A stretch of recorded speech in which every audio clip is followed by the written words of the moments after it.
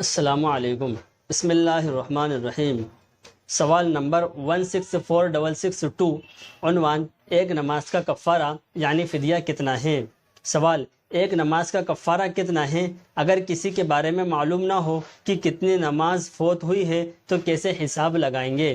بحوالہ جواب عنایت کریں۔ جواب نمبر 164662، بسم اللہ الرحمن الرحیم، فتویٰ 1310۔ ایک نماز کا کفارہ فدیہ صدقۃ الفطر کی مقدار یعنی 1.633 گرام گیہوں یا اس کی قیمت ہے۔ اگر کسی کے بارے میں معلوم نہ ہو کہ اس کی کتنی نمازیں فوت ہوئی ہے تو اندازہ لگایا جائے گا، زیادہ سے زیادہ جو اندازہ بنے اس کے مطابق فدیہ ادا کیا جائے گا۔ البتہ یہ بات واضح رہے کہ اگر کسی شخص کا انتقال ہو جائے اور وہ انتقال سے پہلے اپنی فوت شدہ نمازوں کا فدیہ ادا کرنے سے متعلق وصیت نہ کر جائے تو ورثاء پر فدیہ ادا کرنا ضروری نہیں۔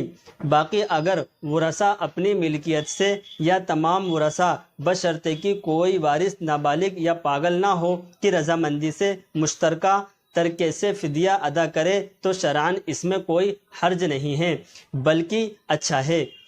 دلائل: ولو مات وعلیہ صلوات فاتتہ واوصى بالکفارۃ یعطى لكل صلاة نصف صاع من بر كالفطرۃ وكذا حکم الوتر والصوم الى آخر۔ در مختار مع الشامی۔ واللہ تعالی عالم۔